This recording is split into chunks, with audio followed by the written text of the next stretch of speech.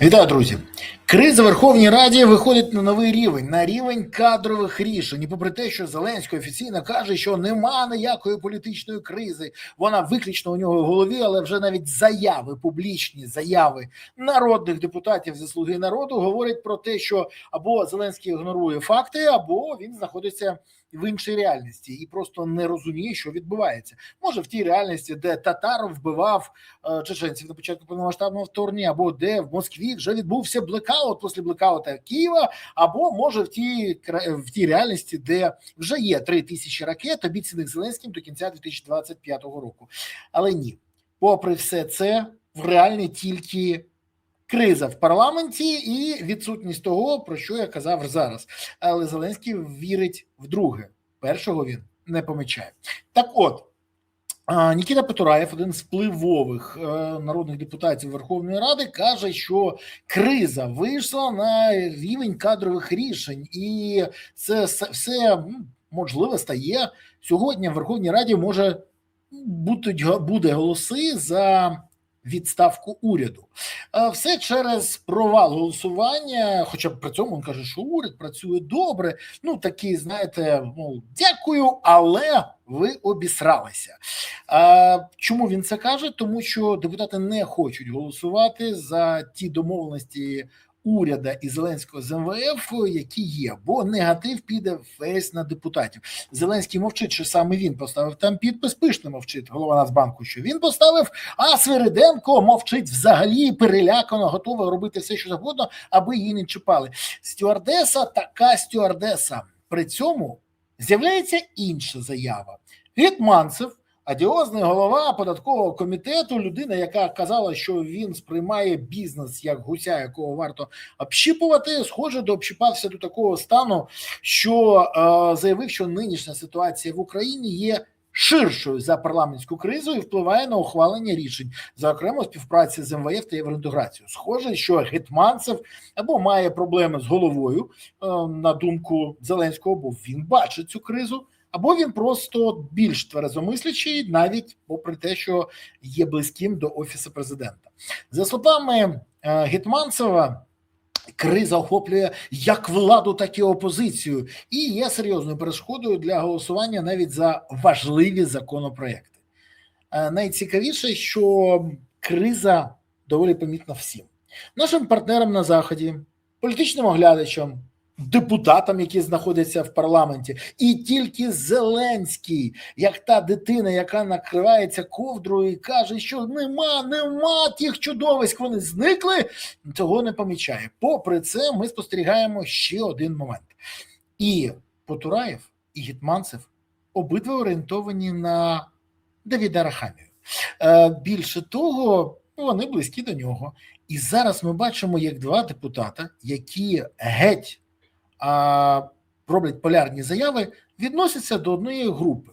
Тут два моменти. Або це вже той нарив, який прориває, або це велика гра для того, щоб підняти свій рівень ще більше і свій вплив. Гра Давида Арахамії.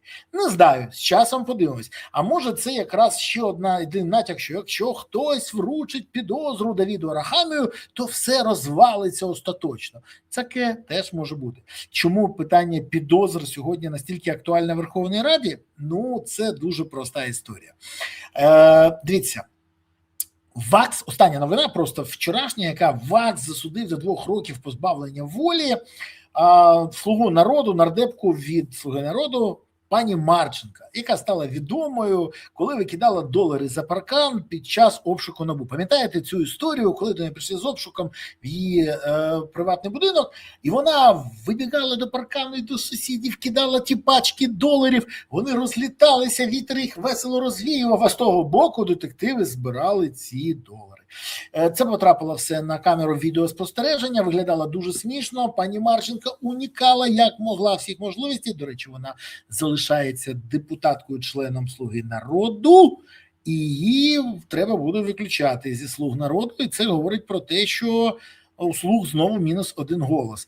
І ще один мінус, і може навіть тоді добрий вечір. коаліція розвалена. Так от, її звинувачували тоді в хабарі, отримання хабарів в $11 тисяч на тлі двушечки на Москву і сотень мільйонів, яких звинувачили Галущенка, або величезних грошей, яких звинуватили те, що роздавав за голосування Кісельєв, про це НАБУ повідомляла.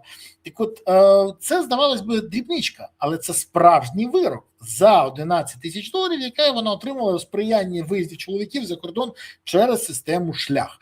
До речі, їй дуже сильно пощастило, бо могла ще отримати держзраду, тому що фактично вона зривала цю мобілізацію і підривала обороноздатність країни. Вона одна з тих, хто допомагав фактично зривати мобілізацію, тому не один Зеленський до чого причетний, коли звільняв військомі всіх і взагалі довів до того, що замість мобілізації у нас бусифікація.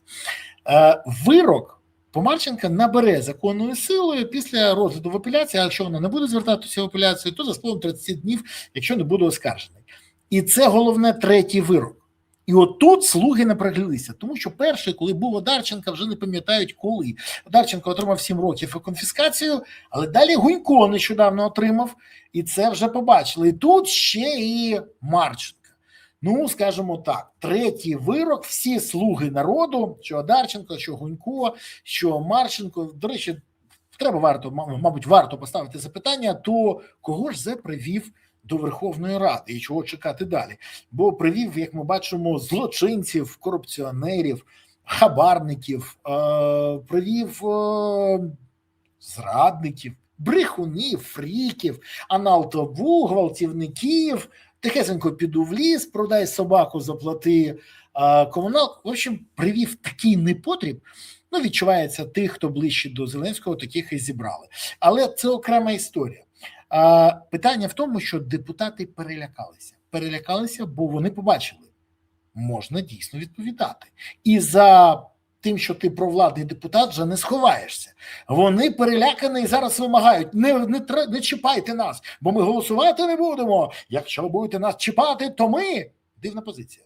Тож, вони дозволяють собі красти гроші, займатися корупцією, брати хабарі, отримати неправомірну вигоду, але проти, щоб їх доганяла НАБУ. Дивна ситуація. Вам не здається? А напишіть в коментарях, як ви вважаєте, чи нормально сприймати, коли депутати, які скоїли злочин, не хочуть, щоб їх карали? Це нормально чи не нормально? Ну, як ви вважаєте? Напишіть в коментарях, це важливо. Так от, депутати зараз кажуть, ми не хочемо, щоб нас чіпали, хай не дадуть далі сидіти в парламенті, займатися схемами, грабувати бюджет, відправляти двушечку на Москву, але не чіпають. Мені здається, це вже остаточно поплавилось. При цьому частина з цих депутатів настільки нахабні, що взагалі втратили зв'язок з реальністю. Наприклад, пам'ятаєте такого депутата Задорожнього? Ну, той, який попався на вимаганні, НАБУ ще повідомляли, що він отримав підозру в корупцію за те, що вимагав гроші, що не буде перешкоджати будування водогіну на Сумщині. До речі, там, де його обрали. Так, він вимагав гроші з прифронтової Сумщини. Так він заявив, що частина народних депутатів втомилася, бо зарплата у 50-60 тисяч гривень не відповідає рівню відповідальності та видаткам. Багато хто пішов без цієї роботи, заявив народний депутат зі «Слуги народу» Задорожній. Так. До речі, цей гуморист прийшов до Верховної Ради, верніше його привів до Верховної Ради Володимир Зеленський з івент-агентстві «Евент Біквартал 95». А в липні 2024 року НАБУ оголосило йому підозру у вимаганні понад 3 мільйонів гривень хабаря за неперешкоджання тендеру на ремонт водогонів в Охтирському районі. Нормально він до своїх виборців ставиться? Мова йшла тоді про 10% йому і 4% правопохоронцям. До речі, правопохоронцям, які з ним співпрацювали, і він пообіцяв допомогти вирішити всі питання. А тепер він каже, що зарплата замала. Може ще поскажете, що НАБУ припинила заважати корупцію займатися? А що ні? Здається, що слуги остаточно поплавилися, бо те, що ми бачимо, це вже треш. Але найцікавіше в цьому, що слуги зараз, коли не побачать допомоги з боку Зеленського, а він зневажає їх, можуть підняти бунт. І цей бунт може призвести до того, що Зеленського поставлять перед фактом. Тепер він може додати тільки міністра закордонних справ і міністра оборони, а всіх інших будуть призначати Рада. І Зеленський зіткнеться з величезною проблемою. Створена буде нова коаліція, з якою він буде намагатися протидіяти, і, до речі, буде поводити себе дуже погано. Але цікаво, що обере Зеленський? Зараз піти на розмову з депутатами і намагатися їх переконати почати працювати, бо він їх привів і несе за це відповідальність, чи буде просто мовчки спостерігати, як криза заглублюється? Відповіді в мене немає, варіантів є. Єдине, що зволікання з будь-яким вибором призводять до збільшення проблеми, бо ми і грошей від МВФ не отримуємо, і проблема з довірою від партнерів, і парламент іде вже в рознос. До речі, незабаром будуть нові підозри, вироки, і коаліція, монокоаліція зникне. Тож проблеми у Зеленського тільки збільшаться. Вирішувати їх треба. А він і далі мандрує, вручає айпади з пересуванням наших військових і з реальними бойовими діями в онлайні, і, мабуть, робить заяви про те, що ніхто не бачить цієї кризи в парламенті. Дивна позиція. Дивна, але для політика, для шоумена нормально. Бо він звик до шоу. Єдине, що він не розуміє, це перезняти не вдасться. Дублів немає.